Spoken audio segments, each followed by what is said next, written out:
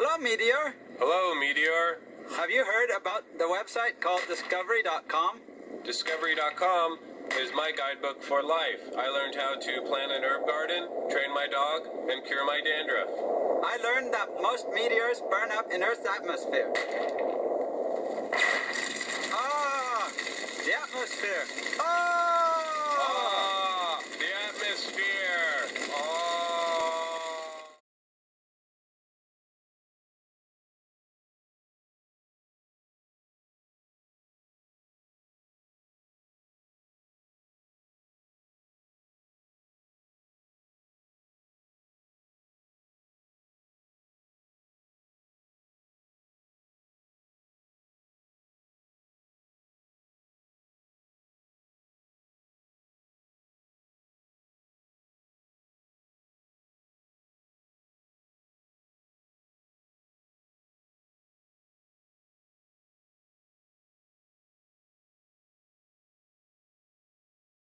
Welcome to Short Planetary Geological Essays, narrated by Daniel Hutchinson.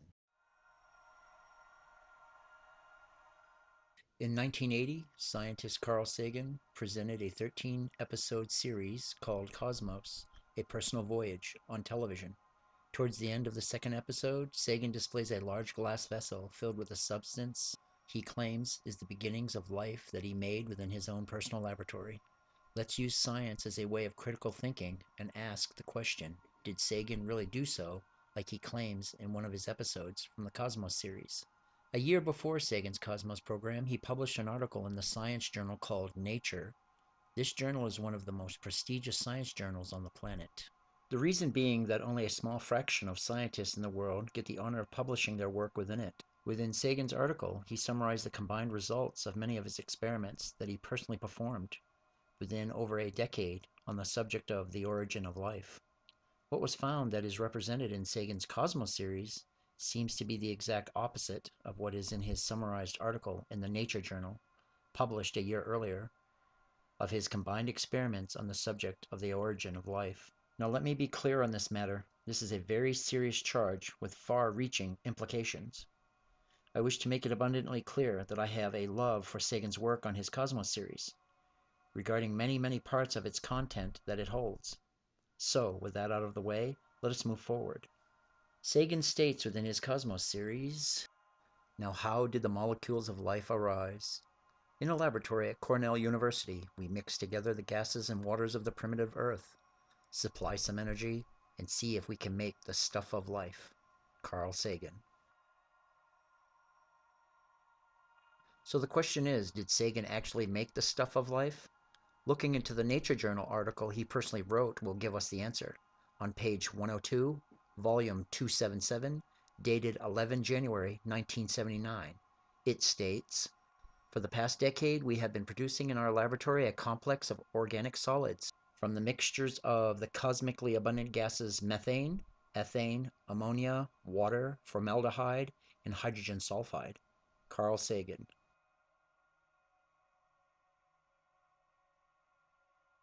Sagan started with common gases and applied various common sources of energy along with a large number of related experiments that formed complex organic solids. So, the most important question here is, what were these solids?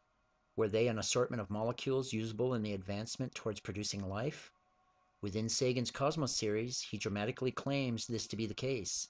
But within the Nature journal, Sagan stated, "This product synthesized by ultraviolet UV light or spark discharge is a brown, sometimes sticky residue, which has been called, because of its resistance to conventional analytical chemistry, intractable polymer." Carl Sagan.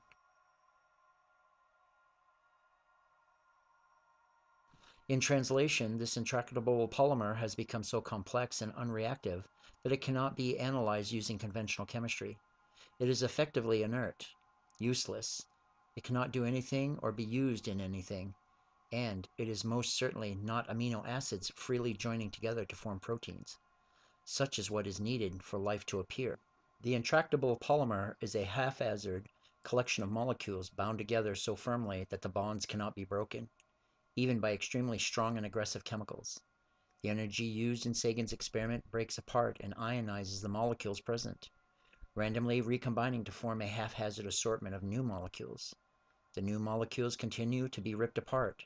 Then they randomly combine into yet newer, sometimes larger and more complex molecules. As this process is repeated, extremely large molecules occasionally appear. At a certain point, these larger molecules become so large and their subcomponents so tightly bound together that no acid, base, or organic solvent is capable of reacting with them. They become permanently inert, useless, as mentioned before. Except they can be ionized, not to be taken apart, but to only increase to a greater size. This is the characteristics of natural prebiotic processes in general. It is so characteristic in what has commonly appeared in other experiments that it has already been given a name, intractable polymer. It is important to realize that this intractable polymer is not a freak accident in the making. Sagan made mention within his article in the Nature journal that the famous Urey-Miller experiment produced similar intractable polymers. Therefore, it would seem that Sagan has not improved any on the prior Urey-Miller experiment results. Even if proteins were made, they would only be available temporarily before they as well would become inert along with the intractable polymer. There is a short transition time between when the initial gases would start making molecules and when they formed the intractable polymer. Sometimes amino acids appear during this interval. These amino acids might form small proteins, only to inevitably to end up within the intractable polymer. Sagan himself hinted to this on page 103 of his article in the Nature journal. So, even if the peptide bonds had formed, the resultant product would end up within the intractable polymer. An intractable polymer is a granular assortment of giant molecules incapable of participating in normal chemical reactions. Intractable polymer formation and biogenesis research still to this day continues to be a problem. It is therefore difficult to understand how any kind of evolutionary process might have begun. Again, whatever gets formed, no matter how useful it might potentially be, still ends up within the intractable polymer. Most importantly, general evolution is dependent upon success at this stage. Unless the intractable polymer problem can be overcome, the specific natural phenomena of intractable polymerization, it will continue to thwart the natural origin of life. Logic dictates that if there is no initial life forms produced within the experiment, then there will never be any small cells to evolve into higher forms of life, such as plants and animals. Going the route of producing intractable polymers within the laboratory results in the halting of the entire evolutionary structure before it even starts. A number of potential solutions to this well-known problem have been offered within the scientific literature for years, meaning that the intractable polymer problem has been well known within the scientific community for years. The scientific philosophy of today's scientists implies that natural processes should lead to a natural origin of life. However, Sagan's experimental data when it comes to intractable polymerization seems to contradict this and never getting any further. Let us not forget that unbiased science consistently, forcefully, never contradicts the materialistic understanding of reality. To be fair, the present scientific contributions briefly reviews and evaluates some of the more promising possibilities of the creation of life in a laboratory. But if that's the case, why hasn't any specific cases come to light to be presented on television like Sagan's clearly contradictory claim? I personally believe that the solution to the intractable polymerization problem is very likely something within the scientific community that has not been thought of as of yet. Back again to Sagan's Cosmos television program, he states, "The starting gases are now introduced into a large reaction vessel. We can shine ultraviolet light into this mixture, simulating the early sun, but in this experiment the gases will be sparked.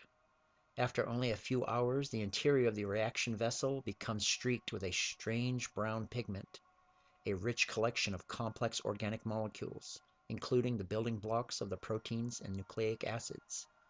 Under the right conditions, these building blocks assemble themselves into molecules of little proteins and little nucleic acids. These nucleic acids even can make copies of themselves. In this vessel are the notes of the music of life, although not yet the music itself." Carl Sagan. Sincerely, with all due respect, it would seem that the only thing produced on Sagan's Cosmos and his laboratory was emotional fervor along with the background music both working hand in hand, making Sagan's statements dramatic and impressive. For reasons I have no idea why, Sagan seems to present a false conclusion of his life-producing experiment as both emotionally satisfying and intellectually stimulating. It would seem Sagan wanted his experiments to do the things he claimed.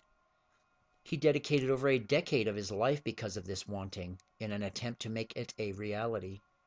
Clearly in his heart, he was hoping that the breakthrough was just around the corner.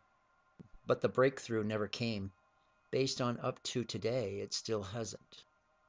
There is a big difference in claiming your desired experimental results as opposed to achieving them.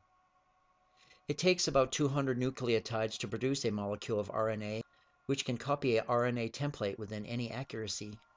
The copying process is so slow and RNA falls apart so rapidly that an RNA molecule breaks into pieces before it can copy a template to make itself. Even today, this is a major problem amongst scientists attempting from demonstrating successful RNA replication. So if scientists today cannot achieve RNA replication in the laboratory, Sagan certainly did not do so in 1979. In conclusion, when you supply disorganized energy to a set of chemicals previously listed, you end up with intractable polymerization. One could repeat this experiment for 4.5 billion years and still end up with the same results. Therefore, we must ask the question with a scientific critical thinking mindset. What does one within the scientific community base the statement on, given enough time, life is inevitable?